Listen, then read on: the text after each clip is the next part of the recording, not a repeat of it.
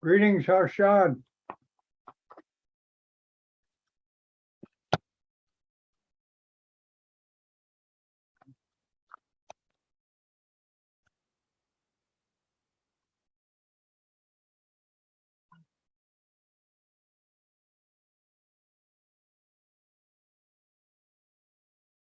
Greetings, Harshad.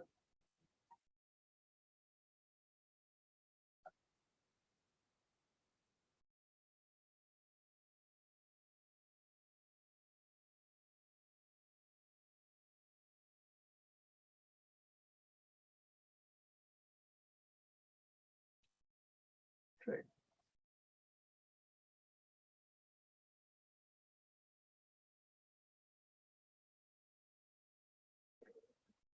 Hello, Harshad.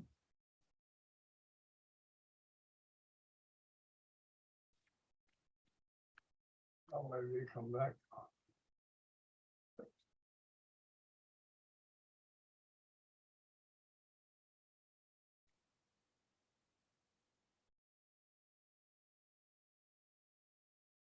Hello, Harshad.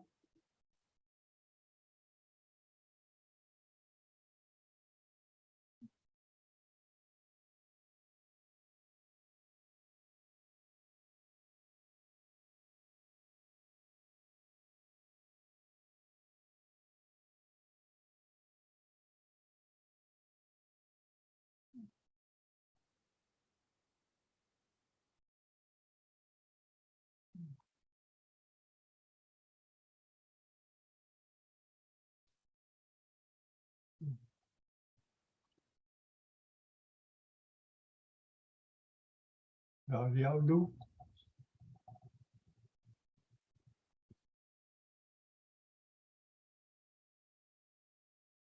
So put that pin there. It stays here.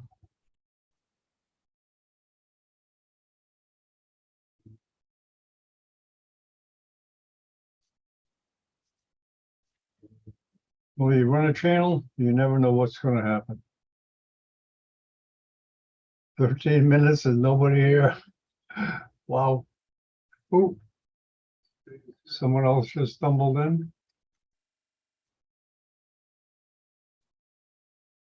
No. Oh, is it that? Okay. Regular? Well, you run a channel, you never know what's going to happen. 15 minutes and nobody here. Hello, Zanab. Ooh. Hello, Zanab.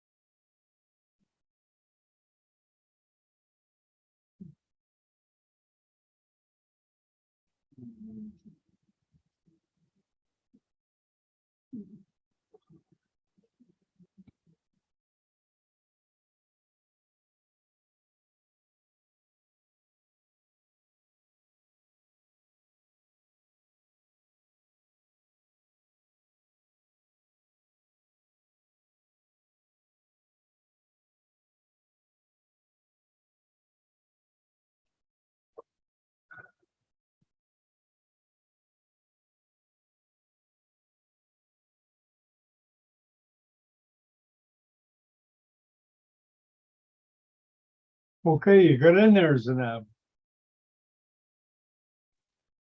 Yes, sir. Good day, sir. Oh, okay. How you doing? You got two Okay, there you are. There you go. Your camera's not working, but maybe you don't have one. Okay, we'll check the settings. Yeah, if the connection's not good, it's better to leave the picture off. You understand that, right? Mm-hmm. Okay. Not gonna have a big crowd today. You may. Right? Well, just an idea. To try to get the community together, but obviously it's gonna take some work.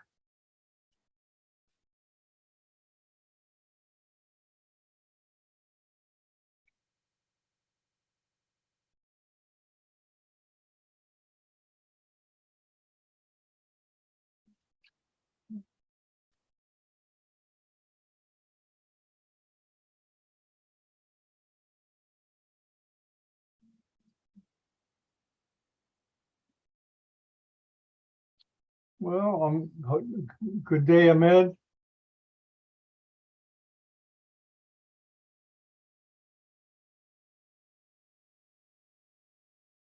Trying to get you in.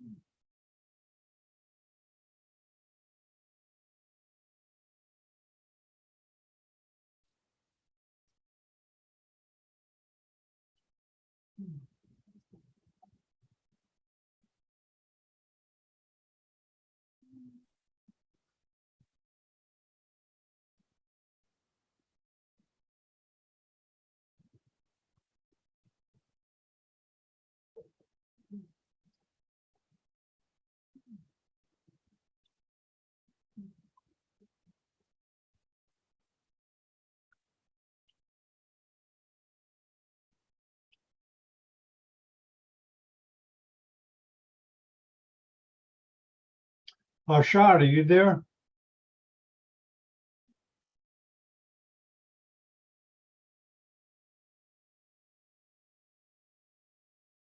Perhaps he stepped away. Hi, John. Hey, how you doing, Arshad? I'm fine. How are you? Good, good. So are you in the hospital?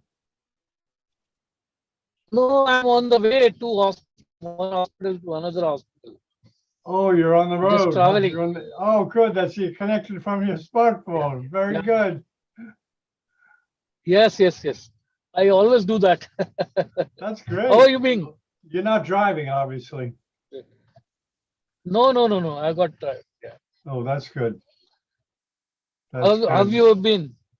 Good. We have a lot of webcasts today. We have one with Victor in a couple hours. Yeah, Victor is in the evening. Yeah. There's a neuroanatomy one, which trying to get the Chinese crowd. He's having it translated into Chinese. Mm-hmm. And I was surprised to learn from Ben that even though the Chinese neurosurgeons don't understand it, we're translating it into Chinese. But even just by the graphics themselves of Victor, it's worth it to them. Okay, very good. Yeah, his illustrations and stuff. Okay, we'll be starting in a few minutes. You're sure. Okay. The last Chinese section, I missed it. I tried to log in several times, but I don't know why I was just being kicked out. Hmm. I was just getting Wow, kicked you out. guys had no trouble getting in, huh? I don't know what's going on. Maybe I sent the Zoom, okay.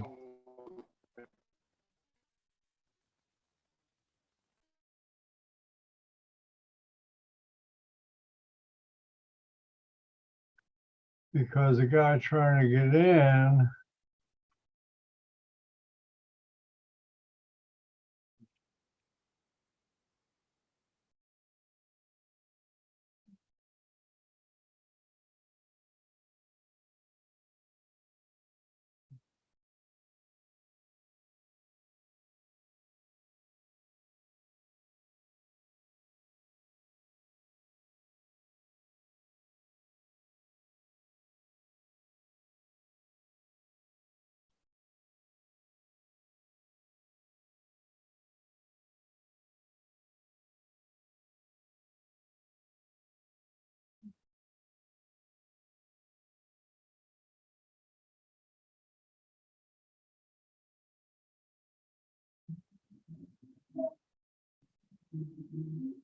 Okay, let me check.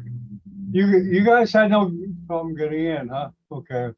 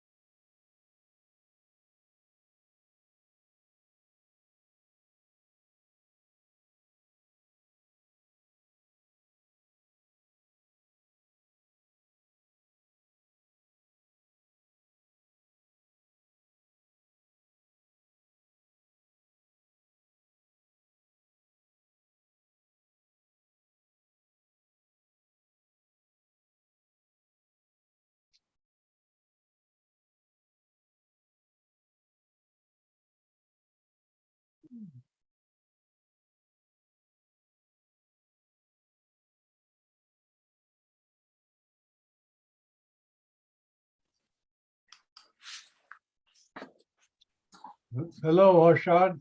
Hello. Hi, John. How are you? How you doing? Yeah, I don't know what's going on with Zoom. It was Listen, really well, Harshad, are you there? Are you there, Harshad? And Zanab? Zanab Ahmed. Let me check with them because I don't think they had a hard time coming in. They came right in. Zanab, are you there? Harshad, are you there?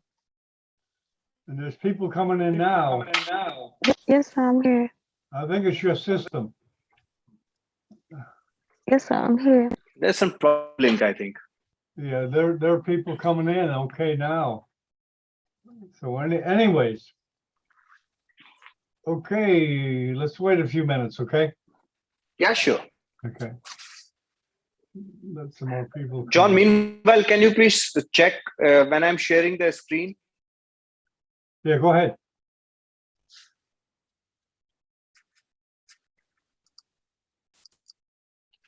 Yep, that's it. Okay, very good. Yep. Is it working? Perfect, perfect. Perfect. You're a veteran. Thank you. Thanks Yeah, to you. please get off the screen share so people can see your face when they meet Sure. you. Okay. I'll do that. Speakers have a tendency, let me put the PowerPoint up. But then when someone comes to see them, all they see is your little picture in the corner. They don't get to see the person, I agree. Sometimes I don't have the courage to say, hey, wait, let's see you. Let's see the whole face. I agree. I too have that tendency.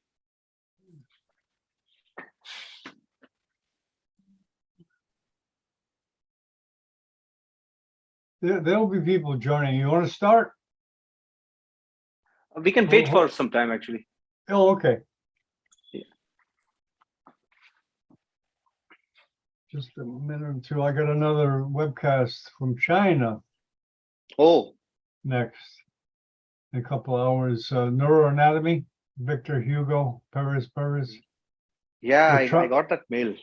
Yeah, we're trying to get the Chinese to interact with Victor because we have a Chinese translator there because they like his graphic so much that they don't mind not understanding, but they're going to have a translator that will be able to translate their questions, hopefully. Okay.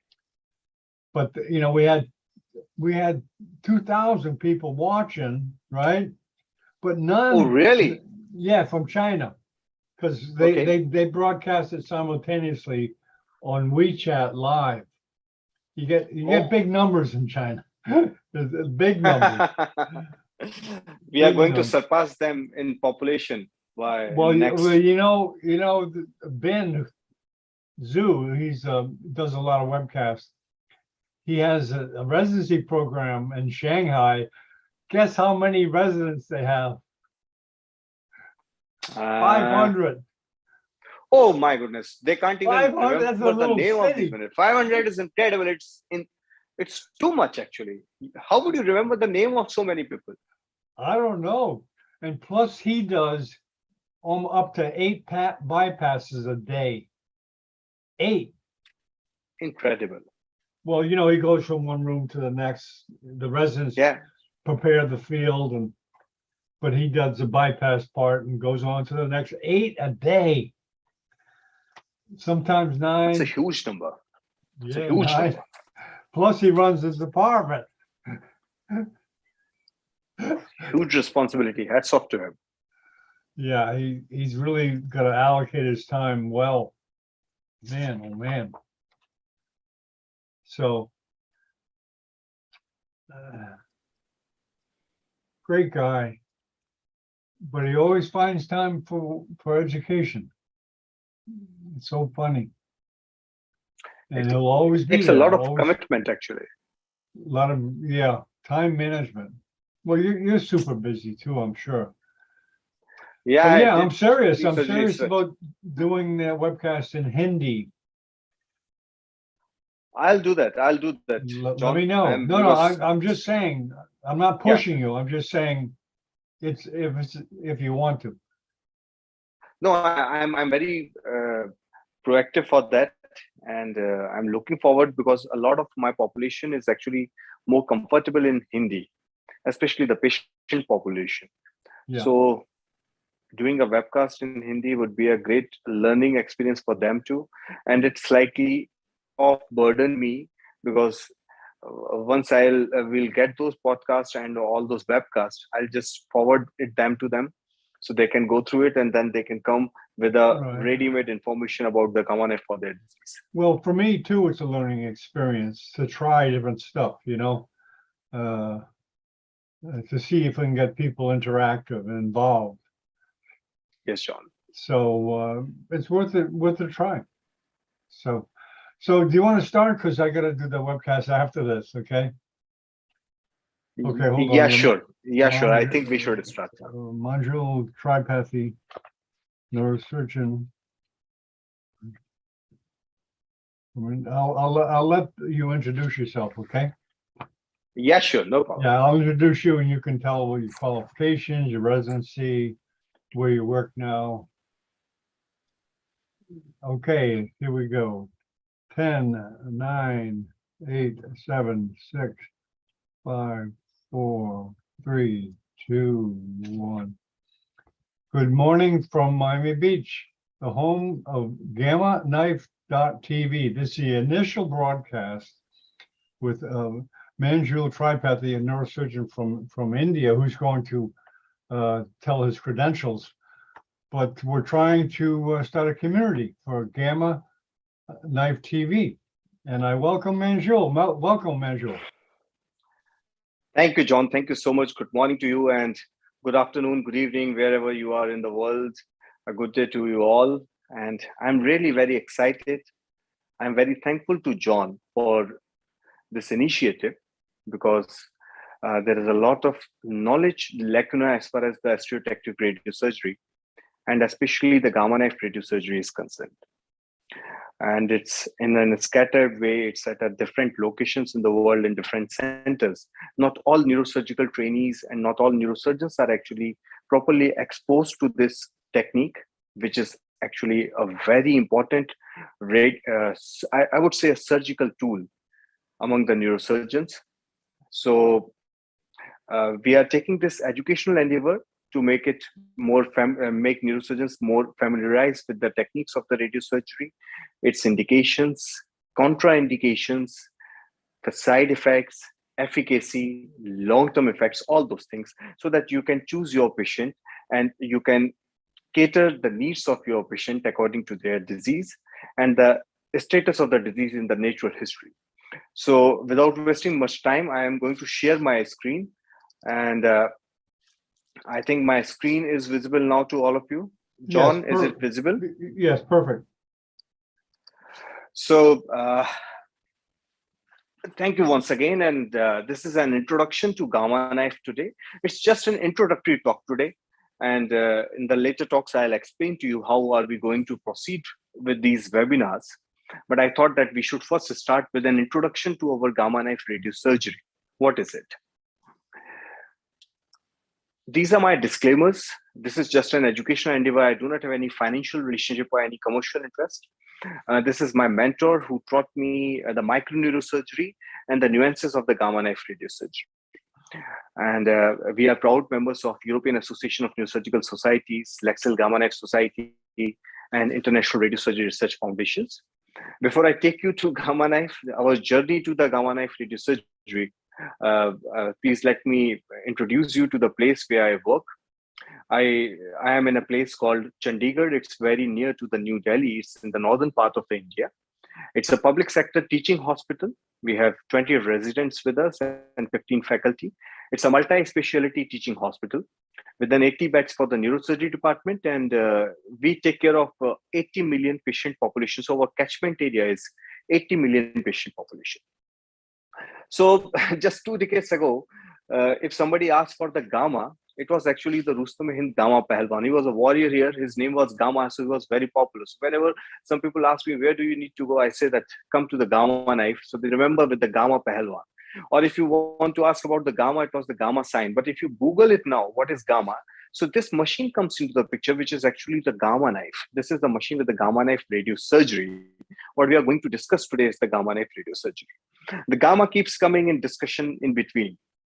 So you might be remembering he is Mark Ruffalo, and there is a very interesting story to tell you about today. In the Hulk series, you find that Mark Ruffalo, the character of Mark Ruffalo, gets a gamma irradiation and gets converted into a sort of a devil or a superhero called Hulk, just because of the gamma radiation. So that I take it as an adverse effect. In the real life, Mark Ruffalo was sleeping and he had a dream that he has a brain tumor. The next day, when he got an MRI done, he found an acoustic schwannoma, a big acoustic schwannoma sitting in his head. It was a big one. He got operated. He developed a subtle facial paresis in the post-op period, but later on he improved with it. So many a times when you say gamma, it comes the gamma radiation in this way. What is a gamma knife radiosurgery unit? Actually, it's the gamma knife. When we say, it's actually in the realm of the neurosurgeons, but it is a team approach in which different members are a part. This is my Gamma knife perfection machines, which is a frame-based stereotaxy. We put a frame on the patient's head. We are upgrading to the frameless with the icon. This is at my center. So this is actually the way in which we are going to discuss it today. What is a Gamma knife radiosurgery? How does it work? How is it different from the radiotherapy? When does its role come into picture? Should we use it as a standalone treatment, or you should use it as a adjunctive therapy? What is the protocol of management? How do we follow up these patients? What are these patients? How do we monitor these patients? That we are going to discuss today. Coming first to the definition, this gentleman who is actually the inventor of the Gamma knife technology, Gamma knife radiosurgery technology, his name is Professor Lars Lexell. He is from Sweden, Stockholm, and he gave the concept with the administration through the intact skull of a unique and the high dose of ionizing radiation to a small intracranial volume, which is located in any critical area of the brain. This is Professor Lars Lexell with his initial prototype machine with his physicist Bosch Lawson. So this concept has actually remained the same. No part of the brain is immune or is out of reach of the Gamma knife. You can reach up to the remote areas of the skull base, just like the jugular bulb, petroclival regions. You can reach cavernous sinus, and you can treat the convexity tumors, convexity pathologies as well. So the concept has practically remained the same over the course of time. This was in 1972 when he introduced, and the concept has spanned nearly 5 to 6 decades now. The only major thing which has happened is that earlier it was only a single session of the radiosurgery, but now we can give Gamma knife radiosurgery in up to 5 fractions. When we do up to the 5 fractions, it's still fractionated, hypofractionated radiosurgery. If you go beyond that, that becomes a stereotactic radiation therapy. And now you can do it without the frame also. The earlier models, which were from the university model to the perfection model, B model, 4C model, they all needed a sort of a frame fixed to deliver the radiation precisely. When we say Gamma knife radiosurgery or a stereotactic radiosurgery, we mean that it is a sort of a surgical strike. Surgical strike means you are just bombarding your target without injuring the intervening part. So it's a precise focusing of the multiple beams of the low energy. If this is your target, then this is going to be bombarded from the Gamma knife in different directions. And that is in a way that only your target gets the radiation and the surrounding brain parenchyma or the surrounding critical neurovascular structures do not get any radiation injury at all. So if I go back to, if we just discuss or we detail the name, what is Gamma knife radiosurgery? It's called Gamma because this is gamma rays. Knife, because the results are mostly comparable to the open surgery and surgeons have an upper hand. This is a radiation tool essentially used by the neurosurgeons. That's why the name came, Gamma knife radiosurgery. How is it different from the conventional radiation therapy? Number one, Number of sessions. In more than 95% cases, the gamma knife radiosurgery is a single session technique, but up to you can go with the 5 sessions. In the conventional radiation therapy, you go for the 4 to 5 weeks of the treatment with 1.8 to 2 gray, 2 gray in the per fraction dose delivery. Here, dose in the gamma knife is dependent on the targeted pathology, and it is a pretty large dose, high dose in comparison to the conventional radiation. So depending on your pathology, if it is a small vestibular schwannoma, the 12 gray is sufficient, but if you are treating an obsessive compulsive disorder, you may need to go up to 120 to 140 gray. While in the conventional radiation therapy, the dosage is 1.5 to 2 gray. The 5 hours of the radiation therapy, conventional radiotherapy, do not strictly being followed in the gamma knife radiosurgery. It causes a double-stranded DNA damage, vascular proliferation, inflammation in the tissue. So its modus operandi is entirely different from the conventional radiation therapy.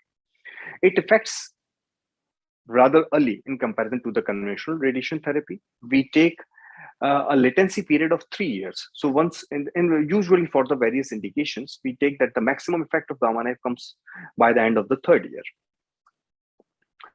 It's very safe because it has some millimetric accuracy. So you do not injure your surrounding brain parenchyma. And those complications which usually happen with the conventional radiation therapy, like hair loss, neurocognitive decline, hormonal imbalances, all those things either do not happen with gamma knife, or even if they happen at a very low incidence. The radio sensitivity, thankfully, because we are giving such a high dose and its modus operandi is different, the radio sensitivity of your target is actually not a matter of concern with gamma knife radiosurgery. So you may treat a melanoma, you may treat an AVM, they are both getting benefited with gamma knife radiosurgery. Courtesy Mark Levelier, he has made it very simple for us to understand that what should we treat with the gamma knife. The ideal target for a radiosurgery is actually less than 3 centimeter in size, maximum dimension. The reason is that when you treat with a smaller target with radiation therapy, the maximum radiation is delivered only to the tumor or your target with a very sharp dose fallout outside the periphery of the target. So if you consider this your case of a pituitary adenoma and your optic apparatus is somewhere here, so only the pituitary tumor gets the radiation and the surrounding tissue has a very sharp dose fallout and there is no radiation exposure to the surrounding tissues. This beauty is maintained when you treat a smaller target. When the target increases in size, then actually this sharp dose fallout, this effect is lost. And in that case, your organ at risk may get radiation injury. So what to do in those cases? Either you can then cause a dose fractionation in 2 to 5 fractions. You can go with an under treatment, which I do not advocate, or you can take care of your knife. Take care of your knife, do a planned partial resection, maintaining the safety of your cranial nerves and the structures which maintain a good quality of life. And then after some time, the residual part of the tumor or residual part of the pathology should be treated with the gamma knife radiosurgery. So in this way, you utilize both the knives. I'll just show you how do we do this. With gamma knife, you need to fix a frame on the patient's head. This is the Lexel G frame. And this was needed up to perfection. With the current icon, you can just do it with a mask without fixing the frame. It's a 4-point fixation. And with this, this is rigidly fixed to the patient's head. And this converts the patient's head into a Cartesian system in which you can pinpoint, target your pathology and treat it with the radiation. So here you can see that this is a patient. This is with the consent of the patient, my staff. We are giving local anesthesia to the patient's head. And then we fix the frame on the patient's head. This is the localizer, which has cupric sulfate inside it, which helps in the radiation, the localization of the target. It's very safe, and most of the patients are very comfortable with the frame fixation with a single session radiation therapy. Then we remove it and take the patients for the radiological evaluation. This is actually the gamma knife. This is courtesy Electa. So there are various sectors in which 192 cobalt sources are there And these cobalt sources have different collimator size. Once I say collimator, that is the diameter of our collimator, and they deliver radiation to any part of the brain. The patient's head goes into this gantry, and the radiation sources are 360-degree around him. And with this, we can easily target any part of the brain.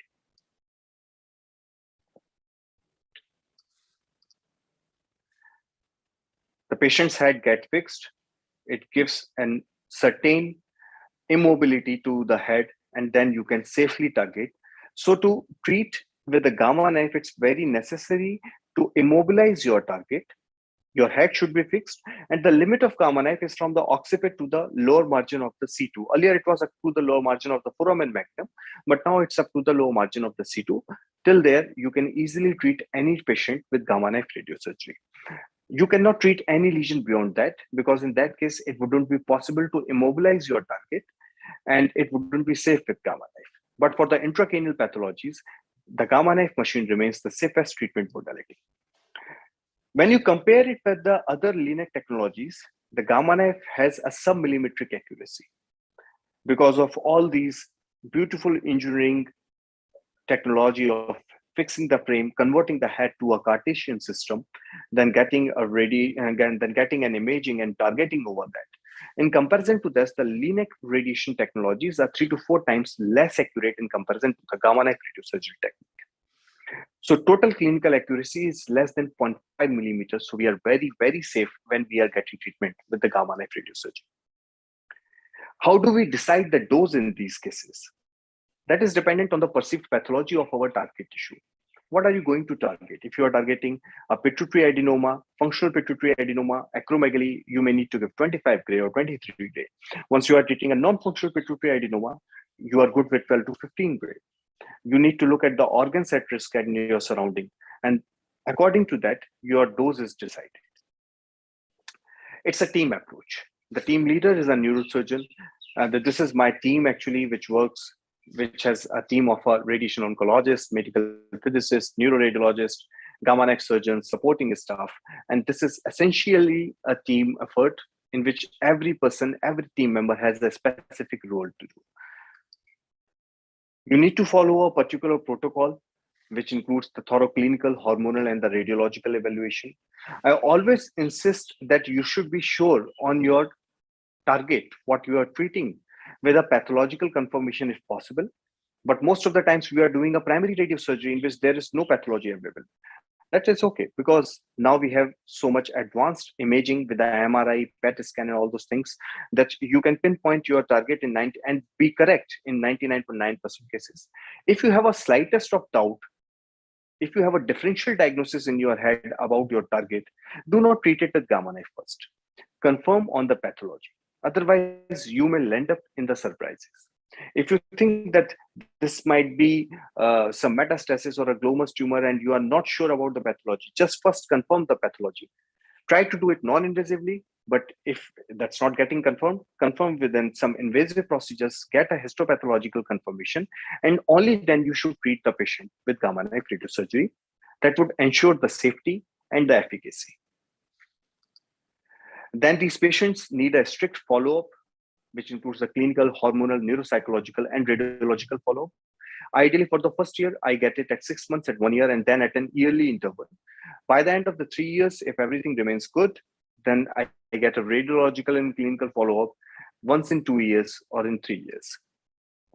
Coming to the India, if you look at the history of gamma knife radiosurgery in India, we started a little late in 1996 with AIIMS New Delhi and PD Hinduja Hospital getting these machines. My center got the last, but we are doing the maximum number of cases now, nearly around 600 plus, and we are now upgrading to Icon.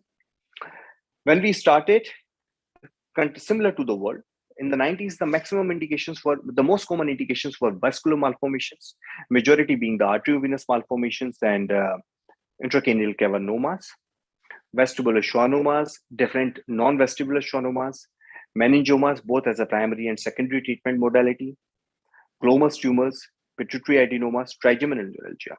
But gradually, the horizon expanded, and now glioma is being used as a rescue radiosurgery, is being used for the glioma's recurrence. Metastasis is actually the worldwide most common indication. The number one indication throughout the world is metastasis, because gamma knife provides a beautiful improvement in the quality of life compared to the whole brain radiation therapy. And that's why the metastasis is the number one indication throughout the world. Other common indications are movement disorders, especially the essential tremor, psychosurgery, in which the leader is the OCD. The other things are still under development, like major depressive disorders, schizophrenia, anorexia nervosa. I am a fan of doing it for the hypothalamic hematoma because it provides beautiful results. So radiosurgery is an entirely new way of thinking. It's a truly minimally invasive intervention with the primary nocere. It is a more cautious, partial, conservative approach. It's an early preventive treatment, and it is essentially a neurosurgical tool. It's a part of your neurosurgical armamentarium. This slide I have borrowed from Lexel Gamma Knife Society on the statistics. So you can see that looking at the number of patients, these many patients have been treated through the 2020. I do not have the statistics in between because of the COVID pandemic, but up to 2020, you can see that how many patients for different indications are being treated throughout the world. And this is the statistics from 1991 to 2020. So you can see the number of patients getting treatment with the gamma knife radiosurgery. In 2020, we had COVID, so there was a slight dip, but it's again picking up, and this is the main one. So when do we treat? We treat as early as possible. Compared to the conventional microneurosurgery, we want to treat the patient as early as possible, when there is no mass effect, potentially no growth. Like this patient with a small intracanalicular vestibular schwannoma just extending into the CP angle system. Earlier, these patients were either kept on observation or they were treated with surgery, and that resulted in either the hearing loss in the long term or the injury to your fission in the vestibular nerve. So that severely hampered the quality of life. But if you now, because of the mobile, most of these patients are diagnosed in their intracanalicular stage only, and these patients are treated with gamma knife radiosurgery, providing a very good long-term hearing preservation and the facial nerve preservation with a very robust tumor control. We have gone much beyond that. Like this is a case of a cavernous sinus hemangioma, which up to 1 to 2 decades earlier was a traditional surgical indication, which had a significant morbidity and mortality. I treated this nearly 100 cc cavernous sinus hemangioma with 5 gray into the pie fraction, and you can see the beautiful result. The patient had a complete visual recovery without any problem with the extraocular movements, and this I published in 2020.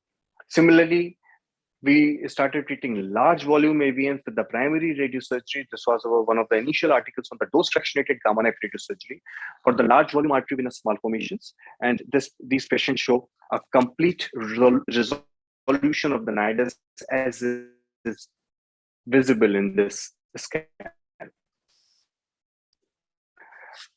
Just to take you to some indication, this is accuracy we treated. Sadly, the video is not working, else I would have shown to you. Sorry. So these are some of the indications, some traditional indications, some different indications, but the topic of the talk is introduction to the gamma knife radiosurgery. So the people who have not been introduced, it's just a basic question. Why did you start taking surgery? When you were in the med school, you took surgery. When you were thinking in the surgical fields, you started taking neurosurgery. And now you are listening today to the gamma knife microradiosurgery or gamma knife radiosurgery today. You took it because somehow you were interested in that field with blood, which gives the instant results, which is a very dynamic field. And even in the surgical field, you are taking neurosurgery because you're passionate about neurosurgery. But while doing a neurosurgery, as I started my journey in neurosurgery, I found that there are several fields where we are not able to give a good quality of life to these patients. So the situation is something like here. When I was in the med school, we were competing the horses with the donkeys, and when we came to the neurosurgery, it became with a competition among the horses only, and then it became a competition between the elite horses. So those elite ones which actually want to learn about how to give a cafeteria choice, they should try to strive a good quality of life and all those things. For those, you need to improve your armamentarium.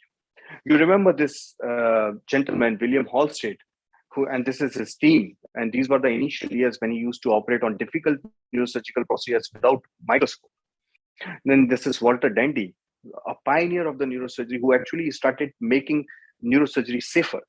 But the significant advantage, significant difference is all because of thanks to this gentleman, Professor Mehmet Ghazia Sargil, who started micro neurosurgery with the microscope.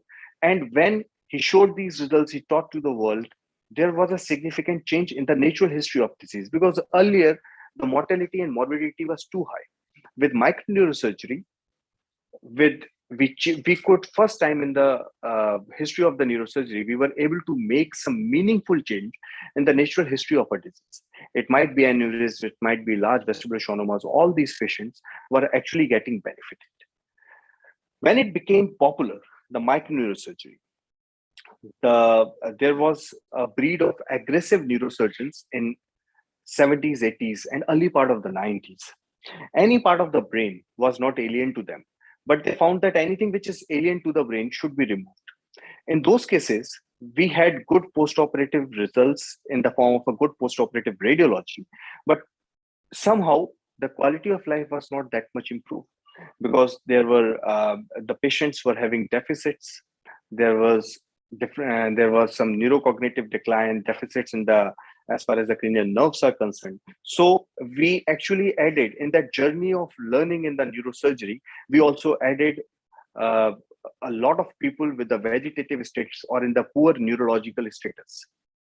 So this is a situation, something like this photograph. If you remember, if you can, somebody can know this. This is actually the post-Second World War Nazi Germany soldiers. When they were shown the pictures of the Second World War and their cruelty, they were not able to see it at themselves. This is the similar situation. If you become a too much aggressive microneurosurgeon and you do not give respect to the nerves and the quality of life to the patients, then your postoperative scans might be good.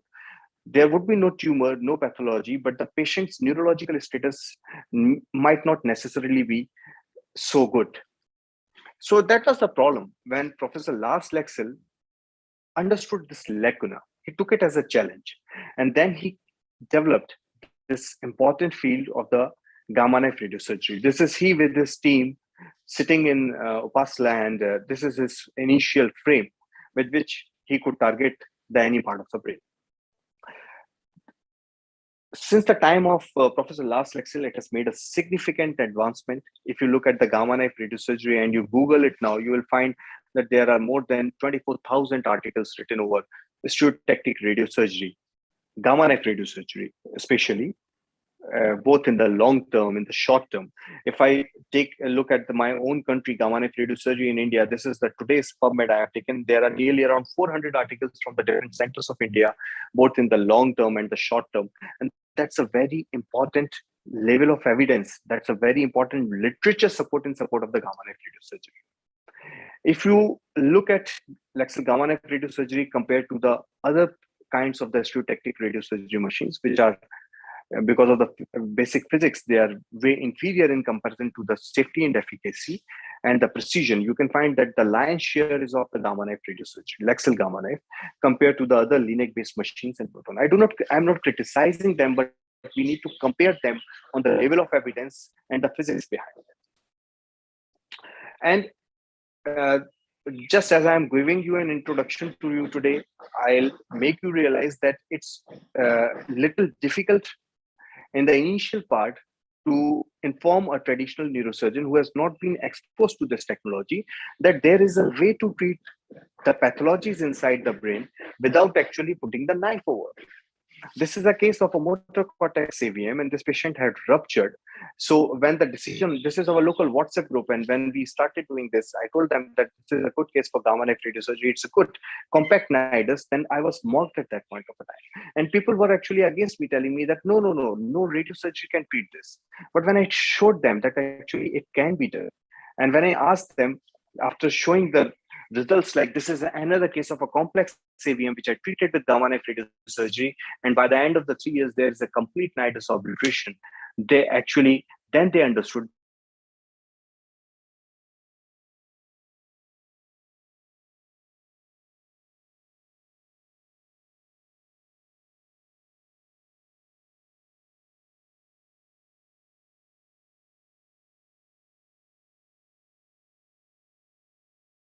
Are you okay there, Manjul?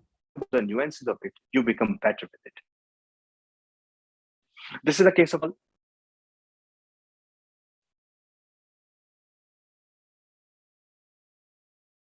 think we're just having some Wi-Fi issues here. Just be patient.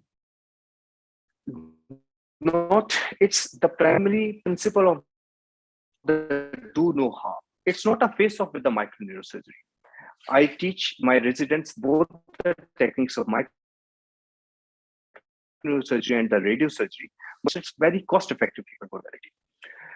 I found that when the neurosurgeons who are not being exposed to it, there are some major hurdles for a neurosurgeon at present.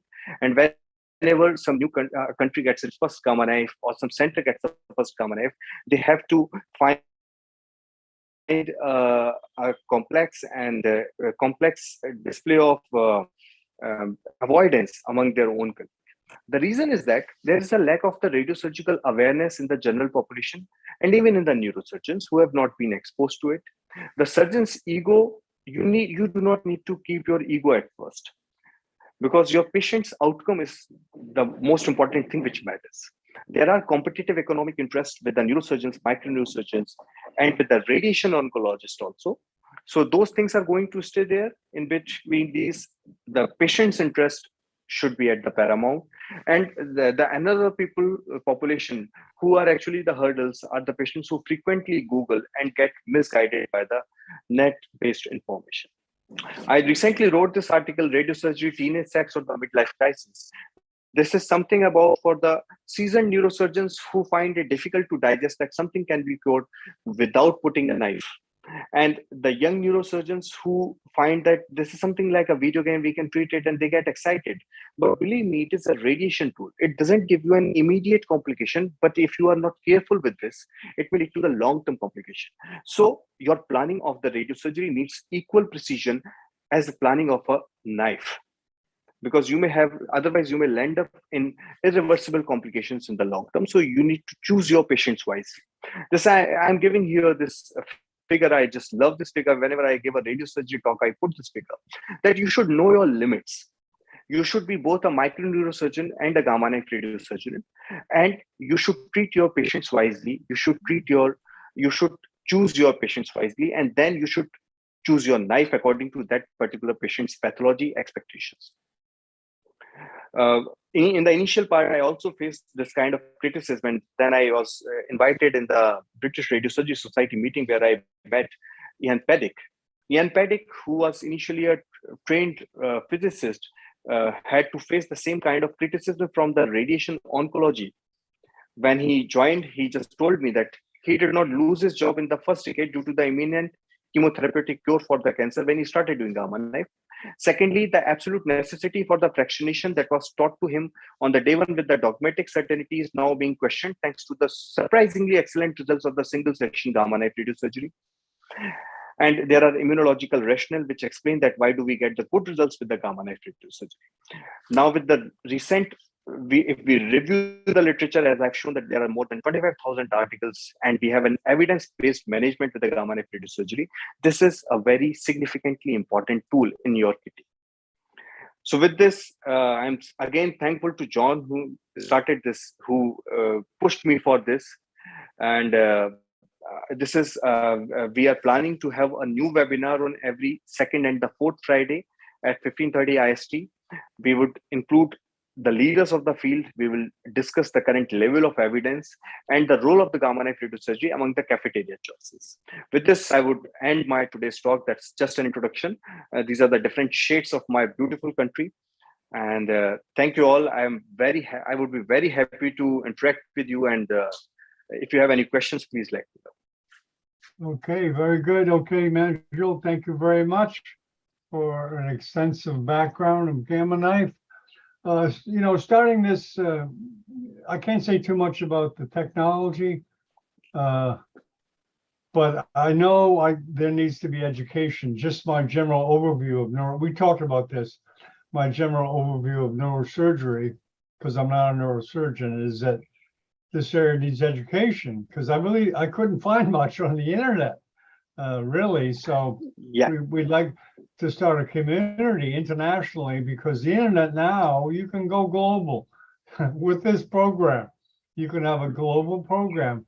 Matter of fact, this Sunday we have a webcast from China with a doctor that's going to present on gamma knife in China.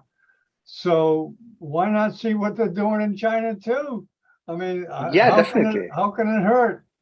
They may be more advanced than we are. They may be using it in ways we don't use it. They may be using it in ways we never thought of using it, or not using it, Exactly. whatever. Okay, we have one question here from Harshad. Harshad, do you want to come on camera? Harshad is one of our frequent visitors. Good morning, Harshad. Hi, Manjul. Hi, Harsha sir. How are you? Good to hear you again. I have heard you many times, and again I'm there. I have asked a very basic question: difference between Yes, sir. gamma knife and a cyber knife, and what do you differentiate, and what is the difference of actions in between two?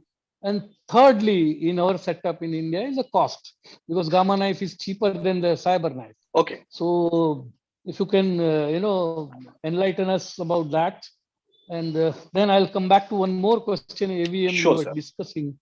Yeah, please. Thank you. Okay. So, sir, I'll answer your the question on the cost first, and then I'll come to the cyber knife versus gamma knife. Sir, actually, the cost of cyber knife is less when you establish a new center in comparison to the gamma knife. The cost of a new center for gamma knife is nearly around 40 crore rupees. So, if I convert it into millions, it's a 40 million Indian rupees for the establishment of the infrastructure of the gamma knife, compared to nearly around 20 million rupees of that's the investment of the cyber knife. If you ask the cost of the treatment, then cost of the treatment is 0.75 million. That is a 75,000 rupees for any patient for any indication in India. That is in the these public sector hospitals. Like my hospital is a public sector hospital, so that's a flat rate of 75,000 rupees. You can treat a trigeminal neuralgia, you can treat an AVM, a metastasis, a single fraction, multiple fraction. The treatment cost is going to remain same, and that is 75,000 rupees. If you go to any private sector, the cost of the treatment, like if you go to the Hinduja, the cost of the treatment is somewhere around 2.5 lakhs to 3 lakhs rupees. So that's the difference in the cost of the treatment in public sector and private sector when you treat with the gamma. When you treat with cyber knife, the initial infrastructure cost for the establishment, as I told earlier, is a 20 million rupees. And the cost of the treatment is somewhere around 2 lakhs to 3 lakhs to these patients. So that was the difference in the economy. Now I come to the very first and the most important and very good question, the basic question: what is the difference between cyber knife and gamma knife? So we started with an umbrella term called stereotactic radiosurgery. In this stereotactic radiosurgery, there are different machines. There are cobalt-based machines, which is gamma knife radiosurgery. There are LINAC-based machines. Among these LINAC-based machines are cyber knife, TrueBeam, Versa, and all those machines, Accuray. And there is proton radiosurgery, which is an altogether different technique. But they all fall under a single umbrella term of stereotactic radiosurgery. Among all these machines, gamma knife radiosurgery is the most precise and the most accurate, because gamma knife gives you an accuracy of up to 0.5 millimeter, while the cyber knife has an inaccuracy in the range of 1.5 to 2 millimeters. So the gamma knife is nearly around 3 to 4 times more precise in comparison to any LINAC-based machine, especially the cyber knife. The second point, the extracranial radiation dose delivery in gamma knife is nearly 10 times lesser in comparison to the cyber knife. So whenever you talk about the radiation, and especially when you talk to the neurosurgeons, they talk that there might be a complication of a radiation-induced malignancy. Yes, that radiation-induced malignancy complication might be there. That is 1 in 1 million patient population in gamma knife. In cyber knife, when the extracranial radiation exposure is more than 10 times, the chances of extra radiation-induced malignancies are also 25 times higher. So as far as the safety and accuracy is concerned, Gamma knife remains the much safer and accurate machine in comparison to the cyber knife. This is a completely a full one seminar on which one is actually a better knife, a Gamma knife or a cyber knife. So we can go on that seminar once when John allows me, so that we can discuss the basic physics behind the two machines. How should we cater to the indications, when we should use the Gamma knife, when should we use the cyber knife, because every knife has its place. But as far as safety and accuracy is concerned, the Gamma knife is 3 to 4 times more safe and accurate in comparison to cyber.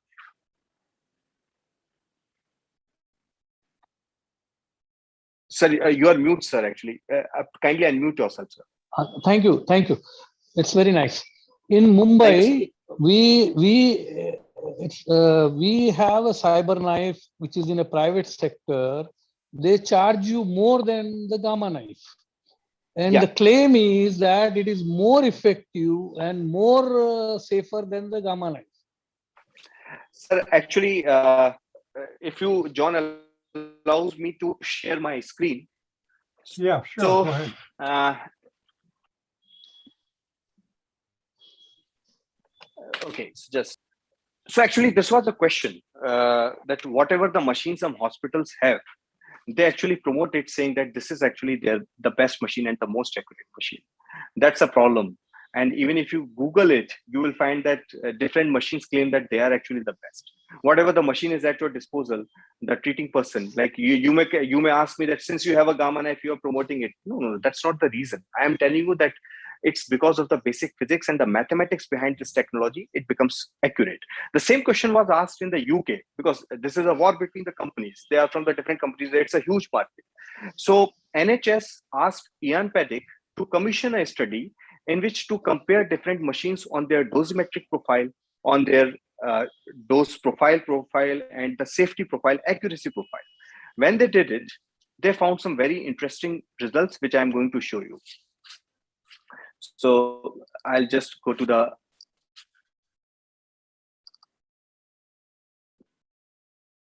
So people ask me this question, so I have just made a presentation on which one is the better knife. I'm sure it's a very common question, right? It's a very common question. So I'll just come to that study which has been done.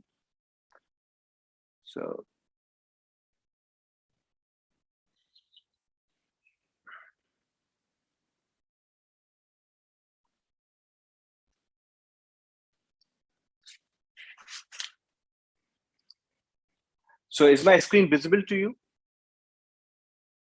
Yeah. Yes. Yes. Very good. Yeah, sure.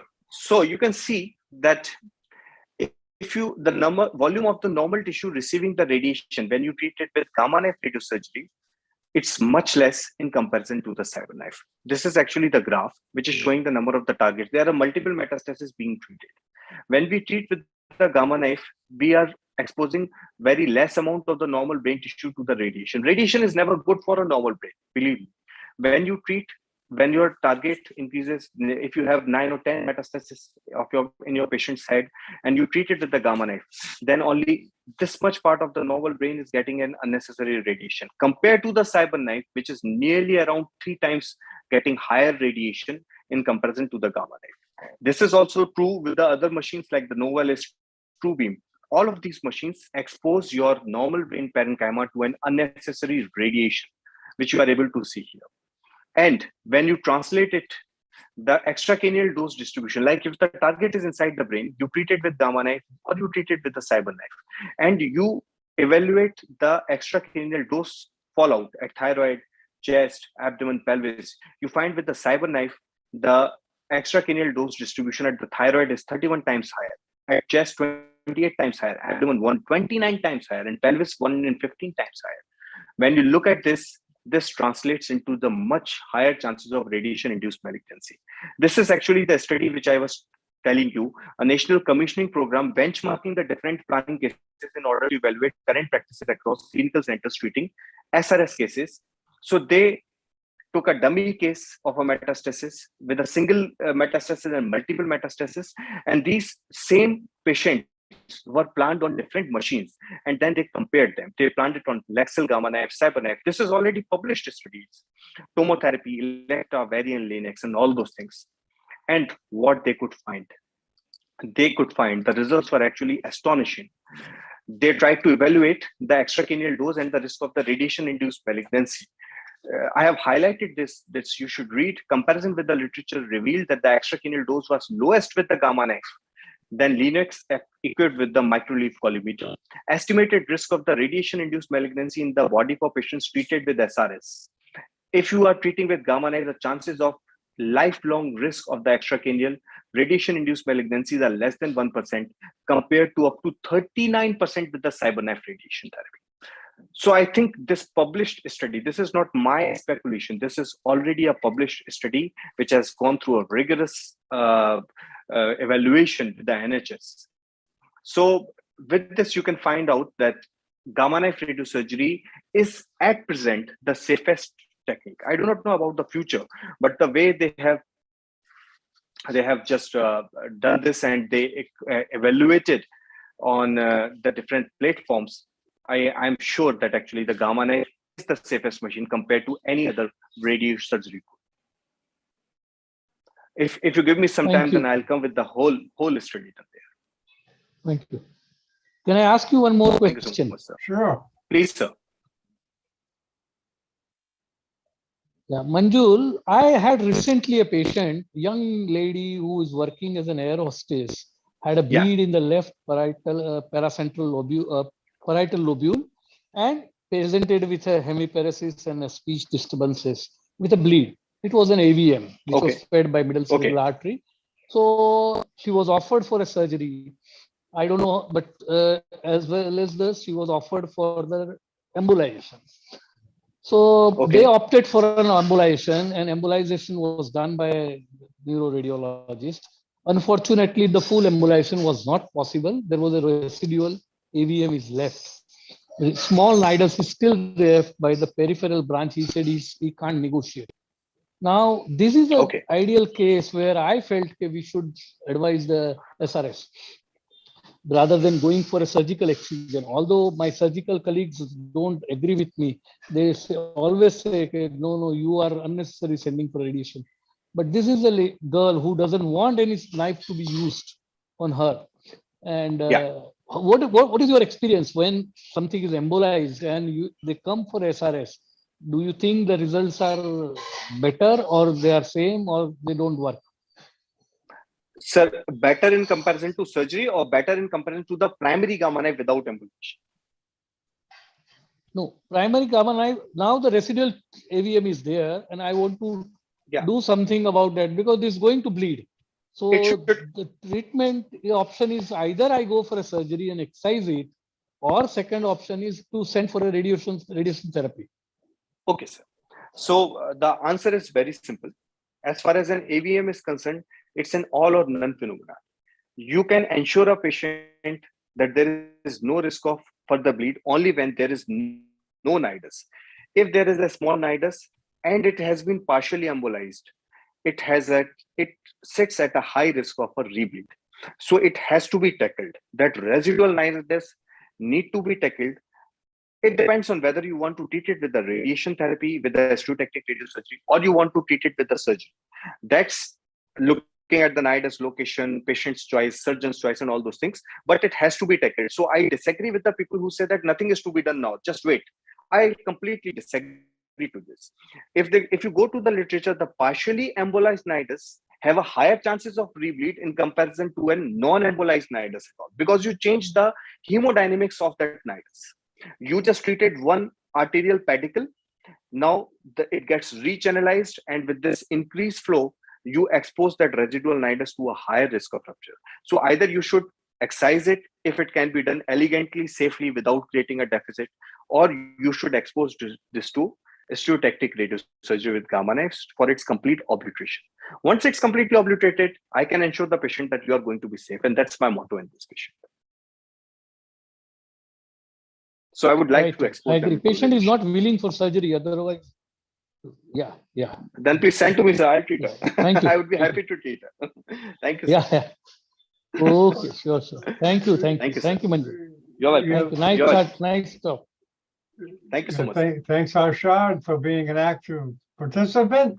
Okay, we have a question of Imran Ali. He wants, Imran, are you there? Can you ask him? Are you there? I don't know if you're there, Imran, you could ask him yourself. But he wants your PowerPoint, but obviously he has to identify himself. If he maybe if he puts his email, I'll ask him to get his email. So Imran, please put your email, text your email so that Manjul can send you the PowerPoint. Of course, identify yourself and everything. Okay, very good. Okay, any comments or questions from the other panelists? And it's wide open.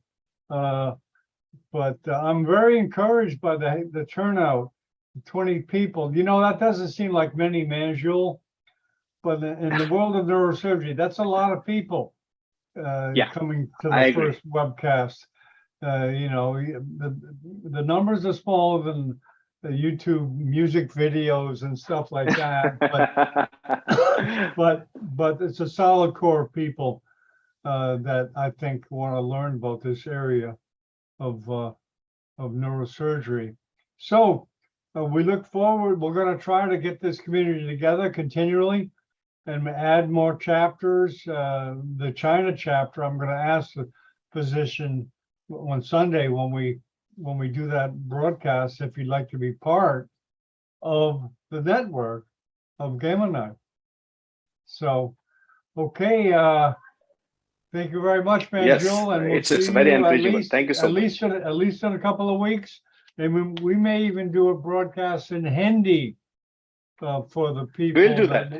that want to know about Gamma Knife. So, okay, we thank you. Thank you everyone for coming.